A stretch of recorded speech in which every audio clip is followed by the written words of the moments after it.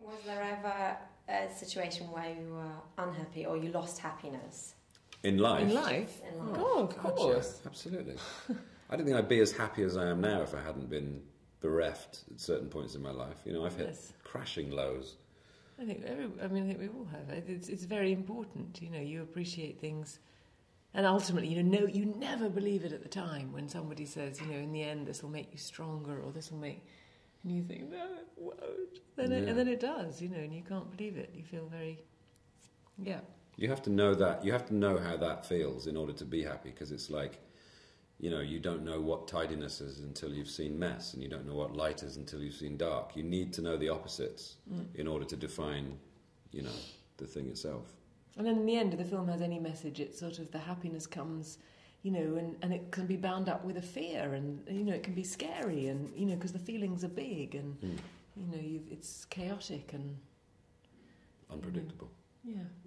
In the end, what do you do to feel happy again? So what do you do against your unhappiness? Is there like a ritual? Well, I think one of the lessons is, you know, you don't find happiness by avoiding unhappiness. It's you know, it's an acceptance of everything, really.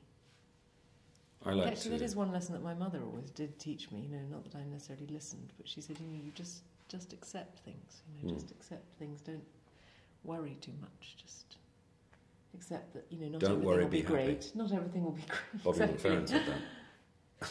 If you had to pin it down, what is the main message of this movie? I think it is that it has to be, it's what the monk says, it's what Corman says at the end, it has to be everything. You have to have, you can't just have happiness. It can't just be about the happiness, the smiles. You have to have it all.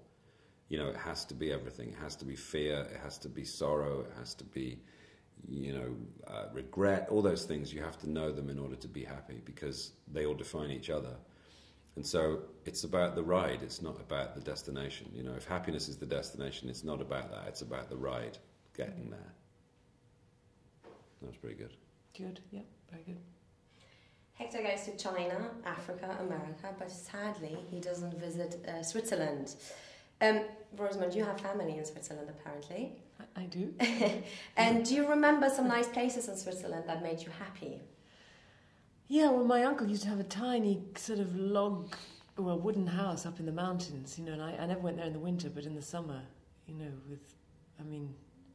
there's a house on stilts and there were cows underneath, and getting the sort of fresh milk from the cows and all that, you know, those sort of simple earthy pleasures always make me feel very content, you know, whether that's happiness, but it's a sort of sense, I get sort of a great sense of well-being from anything like that feels... Heidi.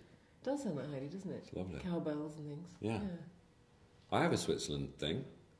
The run from Châtel to Avoriaz, which is a very exciting... When I go snowboarding, I snowboard into Switzerland from France on a particular number of red runs that go down into Avoriaz. A cup of coffee in Avoriaz, Switzerland, and then back into France is nice. That makes me happy.